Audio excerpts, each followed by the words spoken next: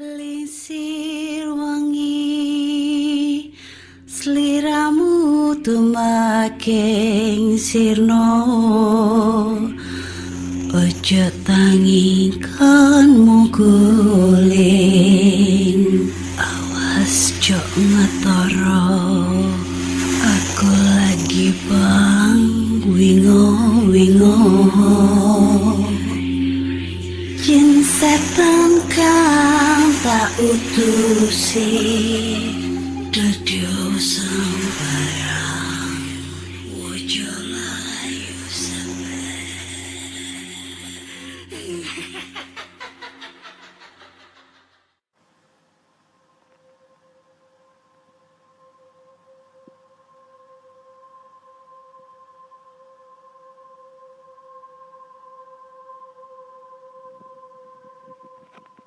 Assalamualaikum warahmatullahi wabarakatuh. Selamat datang di podcast kisah horor.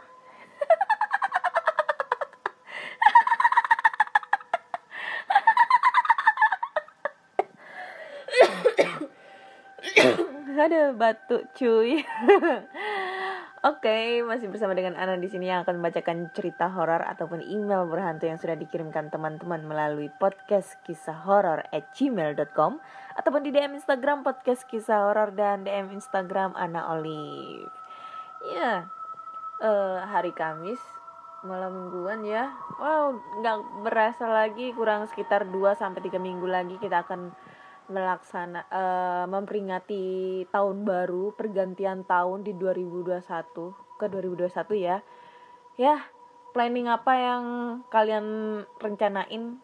Planning kan rencana sih. Ya, planning apa yang kalian siapin untuk menuju ke tahun 2021? Mungkin mau berlibur. Tapi jangan deh kalau berlibur. Lagi Covid gini kan, ya agak kurang. Ya, gimana lagi ya, namanya juga Covid, kita harus stay at home, stay safe, jaga kesehatan, sering berolahraga, dan kurangi untuk interaksi dengan orang lain di luar sana, kayak gitu. Mungkin bisa diganti dengan kita nonton TV gitu di rumah, atau nonton Netflix gitu kan, atau mungkin bakar-bakar di rumah gitu kan. Tapi ya jangan bakar rumah lu lah, yang ada ntar malah jadi sarang hantu. Oke.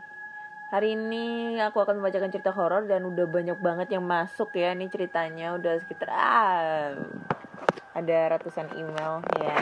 Iya, ratusan email. Ini kayaknya ganggu banget deh. Jadi sorry ya, mohon maaf banget kalau semisalnya setiap di podcast aku itu ada suara berisik-berisik, kresek kayak gitu. Karena jujur aja aku nge-podcast ini manual, cuma pakai handphone dan gak ada holdernya. Jadi aku pegang gini doang gitu loh. Jadi pasti banyak banget suara-suara yang tidak diundang, datang tak dijemput, pulang gak diantar. Cilangkung dong. Oke. Langsung aja kita bacakan cerita pertama. Cerita pertama datang dari email.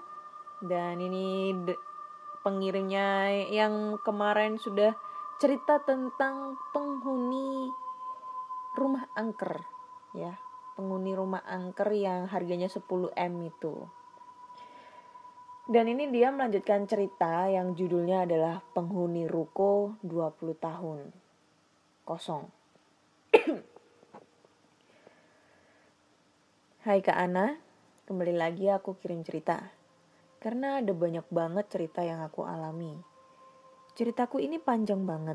Jadi kalau mau di next ke cerita lain, aku gak masalah. Kalau enggak, ya aku lanjut nulis nih. Sebelum nulis, aku mau kasih keterangan dulu. Cerita ini aku alami sudah lebih dari 13 tahun yang lalu. Di mana aku masih hidup di Jakarta. Zaman kegelapan atau bahasa agamisnya zaman jahiliyah untuk diriku. Karena isi cerita ini bermuatan tentang kriminal dalam hal pencurian. Aku mohon maaf jika itu sedikit tidak berkenan bagi pendengar maupun Kak Ana sebagai pembaca, harap dimaklumi. Itu hanyalah masa lalu. Jadi jangan dibully ya kak. Sekarang aku sudah jadi orang baik kok.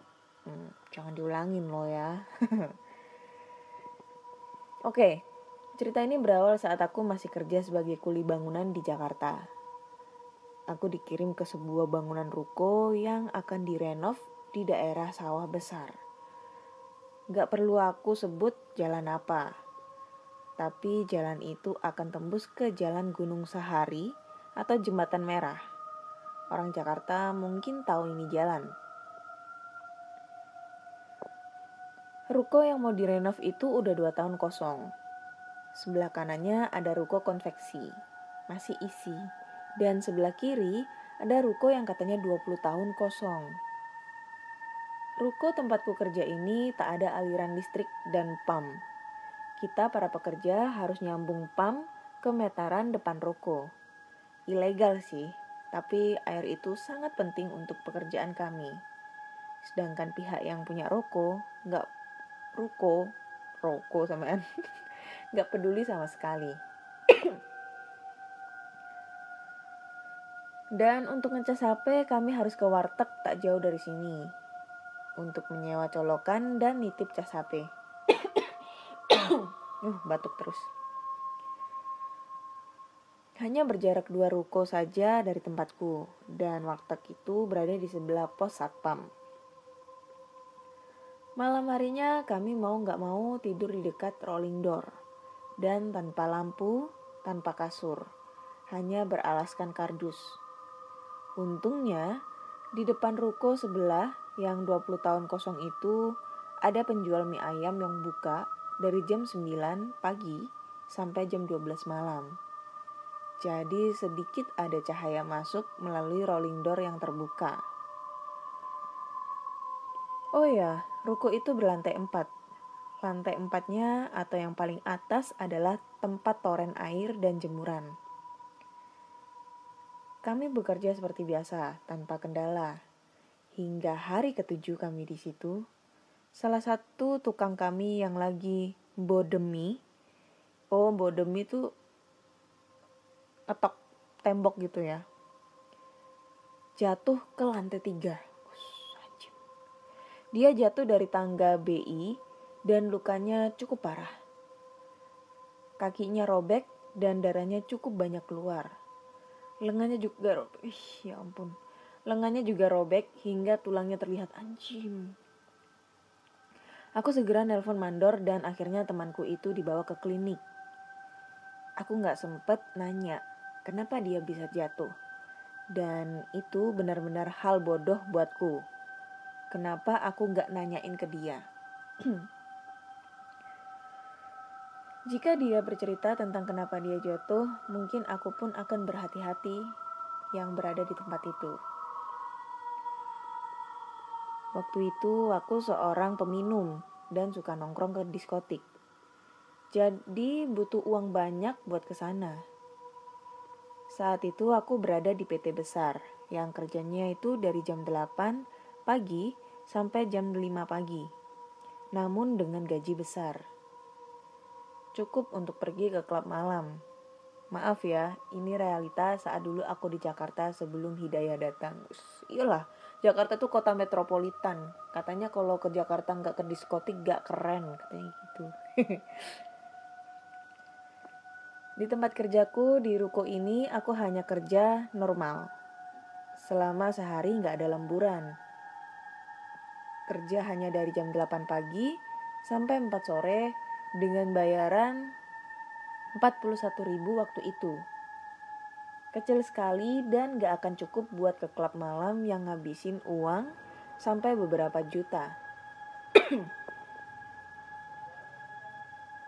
Hingga akhirnya inisiatif buruk muncul karena kekurangan dana. Temanku yang punya rencana, namanya Slamet, nama asli ya. Dan satunya lagi Roji. Mereka berniat masuk ke ruko sebelah yang kosong.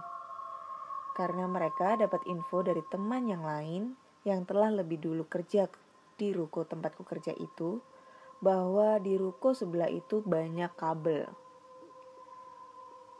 Kuningan kabel waktu itu harganya 80.000 per kilo.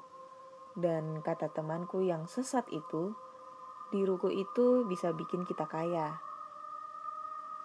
Waktu itu aku juga sudah gak tahan ingin ke tempat dugem. Akhirnya kami bertiga sepakat malam Kamis akan memulai aksi pencurian. Malam Kamis, kami sudah bersiap ke ruko kosong itu.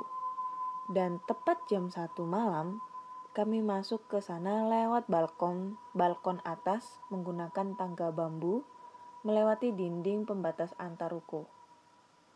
Keadaan sudah sepi ya, hanya ada beberapa motor yang lewat. Kami masuk dan di lantai 4 ruko itu terlihat kabel-kabel yang sudah bergelantungan dari atas ternit. Kami hanya menggunakan penerangan HP. Waktu itu belum ada flashnya, masih pakai layar HP-nya. Kalau pakai senter, ntar ketahuan satpam depan. Malam pertama itu kami hanya explore lantai itu saja dan dapat kabel cukup banyak. Lalu akan dilanjutkan malam besok. Hari Kamis sore, kuningan kabel dijual ke lapak barang bekas dan uangnya dibagi rata. Lumayan dapat 400.000 per orang. Dan saat itu juga uang ludes untuk berpesta. Malam Jumat, temanku yang namanya Roji merasa gak enak badan. Jadi dia gak bisa ikut. Akhirnya cuma aku dan Selamat saja yang beraksi. Rencananya kami mau sikat kabel di lantai 3 dan 2. Kami masuk dan aura aneh sudah terasa saat kakiku menginjak ke lantai 3. Keramik dan puing serta kayu banyak berserakan. Suasana cukup seram. Tapi tak membuat motor lewat ganggu banget. Tapi tak membuatku terganggu memanen kabel yang bergantungan. Cukup banyak waktu itu. Karena udah terasa berat, rencana mau sikat lantai 2 gak jadi. Akhirnya kami putuskan kembali ke atas. Waktu aku berjalan di tangga menuju lantai 4, aku mendengar ada keramik pecah seperti terinjak. Bulu kuduku berdiri sesaat aku lihat ada bayangan siluet, namun gak jelas. Temanku Selamat udah jalan duluan di depan. Kami sama-sama membawa gulungan besar kabel, dan rasanya berat banget. Aku udah ngerasa tuh seperti ada yang ngikutin. Nah, sebelum sampai tangga, Selamat bilang, "Jangan noleh ke belakang," katanya. Yang justru membuatku spontan noleh ke belakang. Dan darahku seperti berhenti mengalir. Tepat di depan mukaku ada sosok wajah yang tidak jelas itu wajah manusia atau apa. Tapi auranya membuat wajahku merasa terbakar. Dan Selamat teriak, "Lari!" Dan refleks aku sadar lalu berlari ke arah tangga secepat mungkin. Jantungku rasanya udah mau meledak. Aku gak tahu itu wajah apa, tapi sangat seram.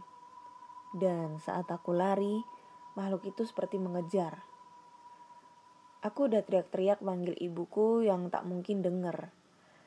"Mae, Mae!" Gitu teriakku. Sesampainya di lantai 4, aku langsung menuju balkon depan bersama Selamat untuk segera naik tangga dan nyebrang ke ruko tempat kerjaku.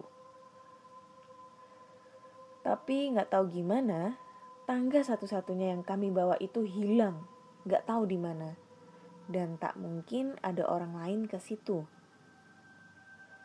Kami pun terduduk lemas sambil sandaran tembok. Aku coba baca ayat kursi berkali-kali. Tapi di tengah-tengah selalu lupa. Dan terdengar suara orang terengah-engah dari dalam ruangan lantai 4 itu. Seperti orang lari. Lalu disusul suara tawa cekikikan. Aku dan Selamat lihat dengan mata kepala sendiri, di pintu ada rambut panjang. Lalu aku mencoba mengintipnya. Ternyata makhluk itu duduk di pembatas tangga. Dan rambutnya, anjir kok merinding, memenuhi lantai sampai keluar pintu. Wajahnya aku lihat dengan jelas. Itu muka kurus, matanya tidak ada, dan bibirnya itu tersenyum, tapi lebarnya sampai ke kuping. Dia senyum sama ketawa gak berhenti-henti. Aku dan Selamat tidak bisa berbuat apa-apa. Takut dan berbagai perasaan bergumul jadi satu. Sampai akhirnya kami nangis berdua. Aku yang sekarang kalau mengingat hal itu jadi malu sendiri. Kenapa dulu aku bisa setakut itu? Makhluk itu gak keluar atau mengejar kami, tapi tawanya gak berhenti sampai pagi. Gak capek gitu ketawa terus? Aku dan Selamat hanya duduk, menangis, dan sambil ngupasin kulit kabel. Masih sempet-sempetnya anjim. Saat matahari mulai terlihat dan jalanan mulai ramai, aku nengok ke dalam lagi. Dan makhluk gila itu udah gak ada lagi. Tapi kami masih terperangkap di ruko ini. Hingga akhirnya terdengar suara Roji dari ruko samping teriak-teriak memanggil. Kami pun terselamatkan. Dia terheran-heran, kok bisa orangnya masuk ke ruko, tapi tangganya bisa ada di ruko tempat kerja. Kalau loncat dari pembatas nggak mungkin. Cara kami ke sana adalah dengan naik ke pembatas dan mengambil tangga buat turun ke ruko sebelah. Jadi gak mungkin tangga itu jalan sendiri untuk ke ruko sebelahnya lagi. Kami turun ke bawah untuk mandi. Kejadian semalam itu adalah awal dari teror lainnya. Siangnya, karena itu hari Jumat, istirahat siang jam 11 sampai jam 1 siang. Bukannya Jumatan ke masjid, karena jauh banget masjidnya, tapi aku sama Selamat malah kembali eksplor ruko tadi. Entah kenapa, pengalaman semalam tidak membuat kami jerah. Kami berniat menjarahnya sampai lantai dasar. Temanku Roji sempat ngingetin, jangan berlebihan, gak baik, gitu katanya. Tapi Selamat sama aku gak peduli. Aku hanya ingin malam minggu besok bisa semalaman berada di tempat dugem, jadi butuh uang banyak. Singkat cerita, aku sama Selamat udah di lantai 2. Di situ aku mulai merasa merinding. Dan pas sampai di sebuah ruangan, seperti gudang atau kamar, aku melihat banyak banget barang bagus. Seperti kaca besar, kursi goyang, guci, dan banyak lagi. Pas aku lihat dengan teliti, sesuatu yang dingin menghembus tengkukku dari belakang. Pas noleh ke belakang, tepat pas di depan cermin besar itu, dan sekilas aku beneran lihat ada tangan di bahuku. Tapi sangat singkat. Namun membuatku semakin gelisah dan takut. Sampai akhirnya Selamat tiba-tiba bilang, aneh ya, semua tempat hancur berantakan. Langit-langitnya hancur, lantai hancur, tangga juga hancur. Kenapa di kamar ini bersih banget? Ucapnya yang justru membuat hatiku jadi tambah gak tenang. Tapi emang benar, kata dia, benda-benda di situ bersih semua. Tak ada debu, dan tanda-tanda tempat ini kosong begitu lama. Tapi kenapa cuma kamar ini? Perasaanku semakin gak enak. Selamat mengingatkan untuk tidak membawa barang-barang yang ada di kamar itu. Feelingnya cukup bagus, karena aku juga khawatir dengan tempat itu. Lantai 2 sudah kami protoli kabelnya. Tinggal lantai 1 atau dasar yang belum. Kabel yang sudah kami kumpulin tadi kami taruh dulu di depan pintu kamar itu. Lalu kami perlahan turun menyusuri tangga yang sudah hancur berantakan keramiknya. Pas pegangan tangga itu kupegang, tiba-tiba besinya lepas. Saking rapuhnya, pikirku. Keanehan di lantai paling bawah ini lebih parah. Tepat di akhir tangga. Apa tadi? Anjing? Suara apa tadi anjing? Ada sumur bong selebar 1 meteran. Ini gila banget. Ada sumur tepat sebelum naik tangga. Yang bikin udah gila, kata Slamet. Kami harus lewat di pinggirnya untuk nyebrang ke lantai. Waktu ke depan dekat rolling door ruko. Di luar terdengar ramai. Pertanda banyak orang tengah makan di warung mie ayam depan ruko. Dan di dekat rolling door itu banyak meja dan kursi bertumpuk. Tidak ada kabel sama sekali. Hanya ada satu pintu gerbang besi. Akhirnya kami ke belakang ruangan. Dan ruangan itu sudah hancur gak berwujud. Kamar mandinya runtuh, sisa baknya yang masih terlihat. Namun juga gak wujud. Dan saat sedang bingung nyari kabel, Slamet lihat ada kabel tanah di beton. Lalu dia naik ke pundakku dan dengan gergaji besi kecil yang dia bawa, dia mulai bekerja. Sementara aku yang sebagai pijakan harus menahan tubuhnya. Pada saat asik kerja, Slamet tiba-tiba goyang-goyang kakinya, kayak gak tenang. Lalu dia bilang dengan nada gugup, "Cepet baca ayat kursi." Aku langsung paham dan segera membacanya. Beruntung aku gak lihat apa yang Slamet lihat. Jadi bacaan ayat kursiku lancar. Tapi kata Slamet, makhluk itu gak pergi, malah tambah melotot. Aku gak nanya makhluk apa. Aku hanya menebak itu seperti yang semalam. Tapi entah kenapa, kalau itu makhluk yang semalam, aku tidak begitu merasa takut banget. Apakah karena ini siang? Selesai dengan kabel itu, kami segera menuju ke atas. Namun pas mau naik tangga, sumur yang tadinya ada di depan tangga tidak ada. Loh, kok bisa? Karena penasaran, aku sama Slamet nyari di depan. Gak ada. Lalu ke belakang tempat tadi kami ngambilin kabel tanah. Dan jantungku langsung berhenti tiba-tiba. Mati dong. Sumur itu ada persis di mana aku sama Slamet tadi ngambilin kabel tanah. Dan lebih buruknya, aku melihat tangan keriput dari dalam sumur itu. Nggak ambil pusing, kami langsung lari ke atas. Pas ngambil kabel di depan pintu, lagi-lagi teror itu muncul.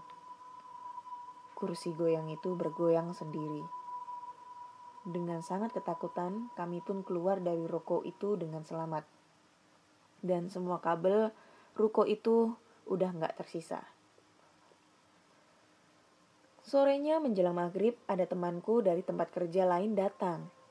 Dan sesampainya di situ, si Slamet ini ngajak dia buat ngejarah lagi tuh ruko. Aku gak mau ikut. Apalagi pas Slamet bilang, waktu di bawah aku disuruh baca ayat kursi, ternyata ada satu makhluk yang seram. Rambutnya putih, panjang, acak-acakan, gak pakai pakaian. Entah laki apa perempuan. Matanya putih, dan dia itu merangkak di dinding sambil melototin kami. Katanya lebih serem dari yang semalam. Habis maghrib, ada 4 teman kerjaku yang rencananya mau motong teralis besi penghalang di balkon, sama ngambil pintu gerbang di lantai bawah. Hari ini ruko itu beneran habis, dan beberapa temanku pada ke warteg buat makan malam. Dan aku Aku mandi di ruko sendirian. Gak ada lampu. Gelap. Tapi aku gak takut karena ruko ini bagiku gak seseram yang sebelah. Namun tempat mandiku ini bersebelahan dengan ruangan belakang ruko sebelah yang tadi siang aku jarah. Aku naruh handuk di paku tembok, lalu mandi.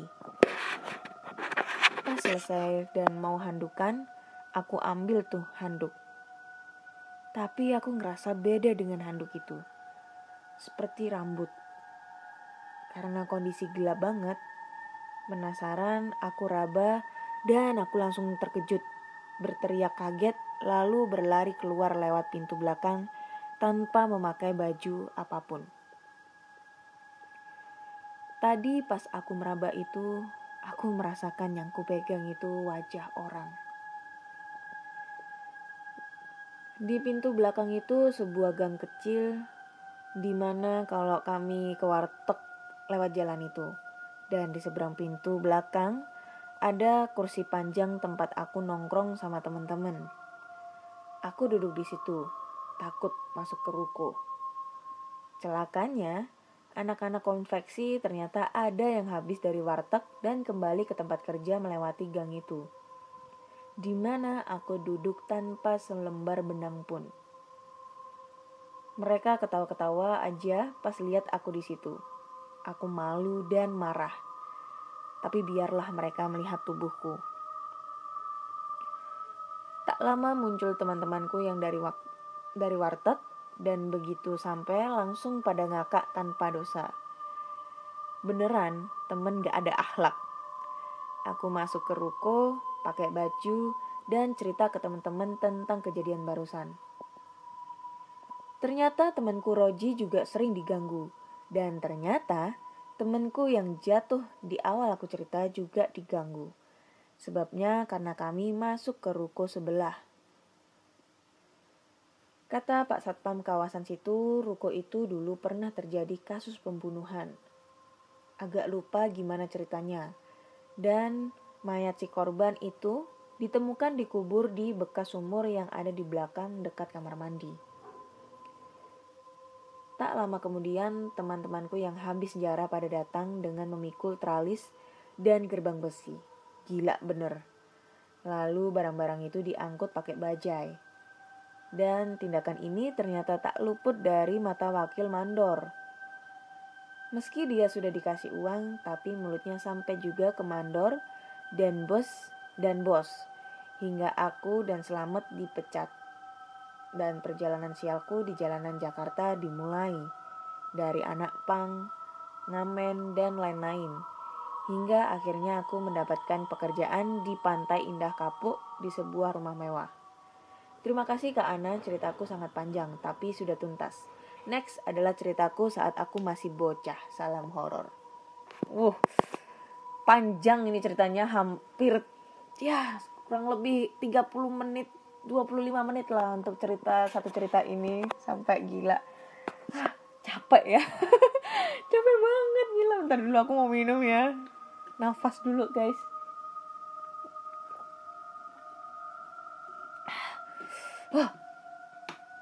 Tapi gila lah. Ini jangan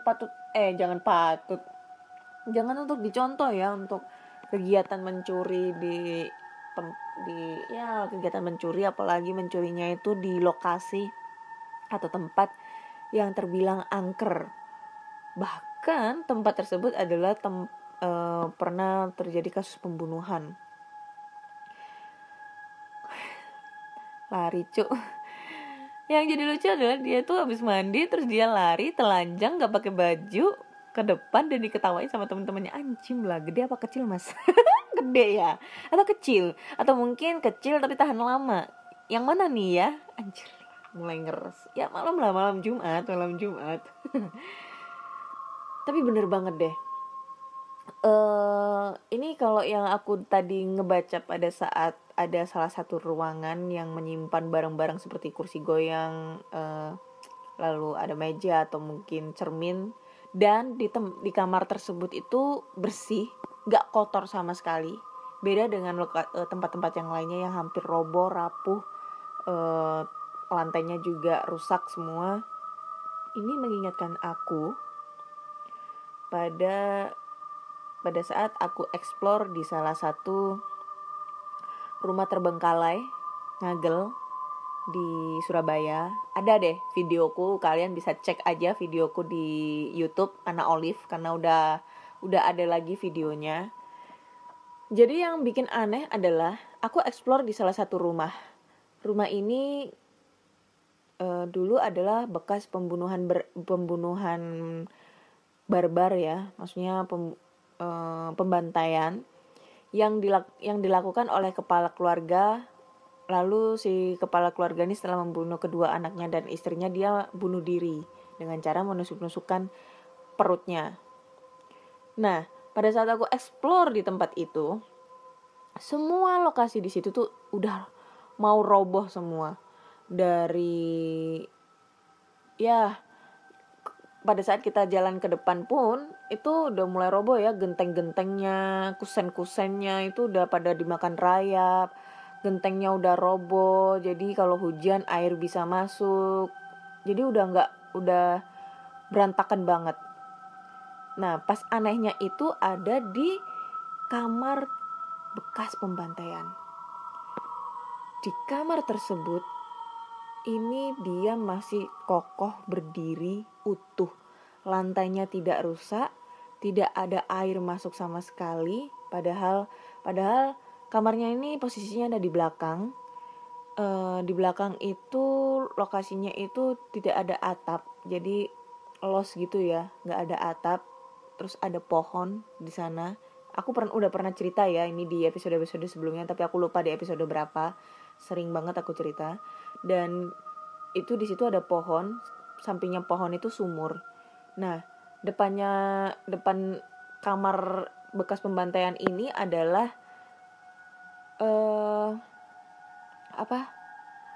kamar mandi gitulah, kamar mandi sama kayak semacam kamar lainnya. Dan anehnya ini kamar ini 2-3 kamar ini di depan itu udah hancur semua lah. Gentengnya ambles lah, apa segala macam, pintunya juga rapuh. Pokoknya berantakan dan banyak daun-daun yang berserakan ke sana. Tapi yang aneh adalah kamar bekas pembantaian ini. Dia sangat bersih kamarnya. Tidak ada kotoran sama sekali, hanya debu saja. Lalu rontokan daun-daun kering itu gak ada yang masuk sama sekali di kamar itu, padahal pintu terbuka. Dan anehnya adalah ya itu tadi, tidak ada genteng-genteng yang roboh, itu gak ada sama sekali. Di dalam itu adalah tempat untuk pembantaian. Di salah satu temboknya adalah ada tulisan darah dari si ayah memakai darah istrinya. Lalu ada kasur tumpuk 3 yang dipercaya di kasur itu masih ada bekas darahnya. Dan di atas kasur paling atas itu ada buku doa. Ya kalau mungkin orang Katolik ya, karena setahu aku kalau salibnya ada Tuhan Yesus itu dia Katolik gitu kan. Itu anehnya, gak ada sama sekali itu kotoran-kotoran yang masuk di sana kecuali debu doang, debu aja. Dan itu debunya tuh nggak begitu tebel. Dan itu rumah itu nggak ada yang pernah mau masuk ke sana. Siapa juga yang mau masuk membersihkan ke sana, soalnya udah pada roboh semua. Kalau kalian penasaran, kalian bisa cek aja di channel YouTube aku, atau mungkin kalian bisa lihat di versi siangnya. Itu gimana? Karena versi siang itu explore aku yang terakhir ya. Explore aku terakhir yang sebelum aku explore malam hari itu lebih jelas sih. Untuk yang ke area kamarnya itu tuh bersih banget. Nah itu ngingetin aku sama kejadian itu. Tapi waktu aku explore di sana malam, yang pertama kali malam, aku explore malam di sana itu ada 2 kali. Aku nggak pernah merasain merinding atau takut atau apapun itu. Tapi pada saat aku explore siang, ya nggak siang-siang banget lah, agak sore gitu ya, menjelang sore gitu. Hawanya itu beda banget dan apa ya, merinding gitu loh, beda banget, nggak tahu kenapa. So, bagi kalian jika penasaran, kalian bisa langsung aja cek di video aku, di channel YouTube aku, Anna Olive. Dan ini juga aku udah pernah cerita di podcast Sersan Horor sama podcast Bagi Horor. Nah itu, kalau podcast Bagi Horor itu ada itu, dia ngejelasin dan ditampilin fotonya. Ya rencana sih mau collab ya, kalau dia mau. Soalnya si Arga kemarin aku ajak, nggak tahu deh. Jadi kangen explore lagi nih. Gak tahu deh mau explore apa kagak ya. Udah udah setengah jam. Tambah satu cerita lagi ya ini ya, karena ini cerita yang pertama panjang banget ini ya. Kita tambah satu cerita lagi. Next, cerita kedua, cerita terakhir.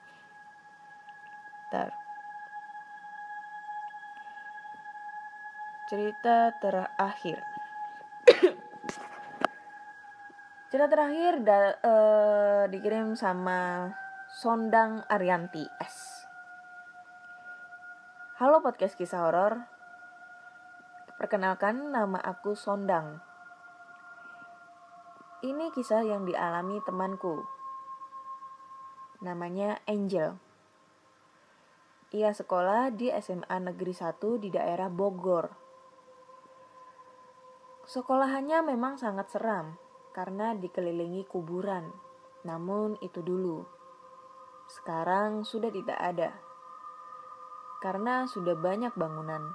Dan setauku, kuburan itu hanya diratakan saja. Makanya banyak arwah yang berkentayangan. Pada waktu itu ia menjadi paskibra. Pasukannya akan mengikuti lomba. Dan setiap hari mereka selalu latihan di sekolah. Kira-kira sampai jam 7 malam. Entah kenapa hujan pun turun. Padahal tadi sore sangat cerah. Ya sudahlah, tak apa. Lagi pula dia gak ingin cepat pulang. Karena ia hanya tinggal sendiri waktu itu. Dan tiba-tiba kakak kelasnya mengajaknya dan temannya untuk jalan-jalan mengelilingi sekolah. Dan Angel mengiyakan. Mereka menuju ke kelas paling ujung. Namun saat mereka asik berjalan, tiba-tiba Angel merasa ada sesuatu yang aneh. Tiba-tiba langkah kakak kelas Angel berhenti dan Angel menatapnya. Dia seperti ketakutan. Lalu Angel bertanya, "Kenapa kok berhenti?" "Aku lihat sesuatu," kata kakak kelasnya. "Lihat apa, Kak?" Kakak kelasnya ini bisa ngelihat hantu. Tiba-tiba kakak kelasnya menutup mata Angel dengan tangannya. Kira-kira 3 detik. "Coba sekarang lihat deh ke ujung sana." Dia menunjuk ke arah kelas paling ujung. Namun Angel tak melihat apa-apa. Karena keadaan saat itu masih sangat gelap. Apalagi di ujung sana. Namun Angel tetap melihat ke ujung kelas itu. Tiba-tiba suara petir pun mengejutkan Angel. Dan yang lebih mengejutkan, Angel melihat pocong di ujung sana. Karena ada petir yang menyambar dan mengkilat, Angel melihatnya dengan jelas. Tinggi, besar, dan pocong itu menatap ke arah Angel. Petir pun terus mengkilat, sehingga menerangi pocong yang berada di ujung kelas itu. Angel dan temannya langsung menjerit. Ia rasa sangat kencang sekali. Dan mereka pun langsung lari ke kelas. Saat sudah berada di kelas, tempat beristirahat anak paskibra, Angel dan temannya hanya menangis. Teman-temannya yang lain tidak tahu apa yang terjadi. Lalu penjaga sekolah pun datang. Tapi dia bertanya kepada kakak kelasnya, dan dia pun menjelaskannya. Penjaga sekolah itu pun mengatakan sesuatu. Udah Neng, jangan takut. Di sini mah emang banyak hantu. Memang apa ya? Memang aja yang tiap hari tidur. Mamang aja yang tiap hari tidur di sini sering banget diisengin. Ada yang ngetuk-ngetuk pintu, nangis, ketawa, lari-larian. Banyak deh pokoknya. Tapi ya mamang mah udah biasa. Tuh di pojok situ juga ada tuh. Spontan teman-temannya yang lain pun langsung ketakutan. Dan akhirnya mereka pun ingin segera pulang. Padahal hujan semakin lebat, tapi tidak dihiraukan. Daripada harus berlama-lamaan di sekolah. Saat Angel sampai di rumah, Angel masih merasa ada yang aneh. Sama seperti yang ia rasakan tadi. Loh, udah gitu ceritanya? Kepotong anjim, gak ada terusannya ini. Ya itulah ceritanya tentang si Angel yang temannya si Sondang ya, yang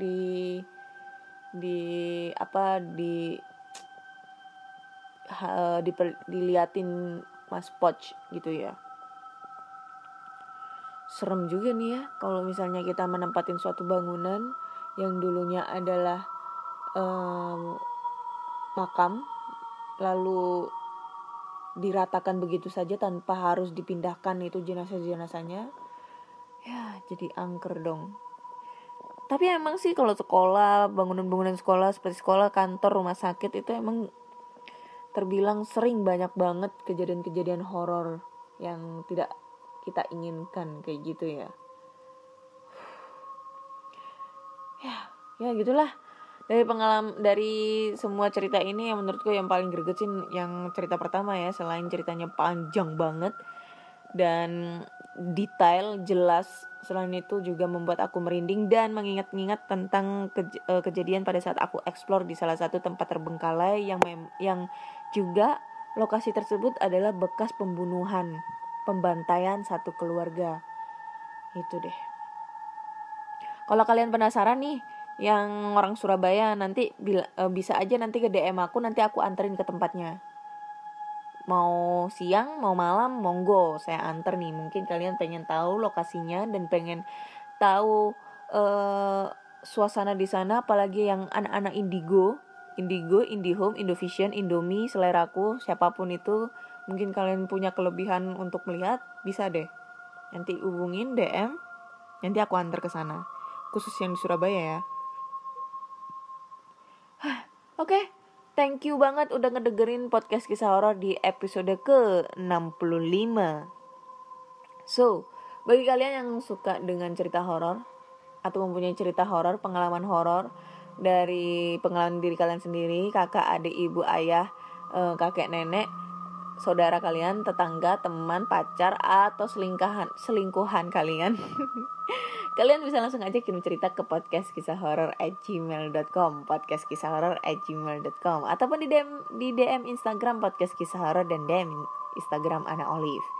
Dan podcast kisah horor bisa langsung didengarkan melalui Spotify, Google Podcast, Apple Podcast, ataupun Anchor. Jangan lupa follow agar kalian selalu update tentang cerita-cerita horor terbaru. Dan jika kalau kalian pengen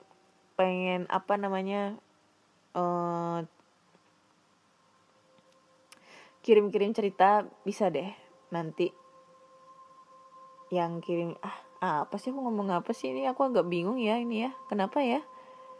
Ya itulah pokoknya stres aku jadinya.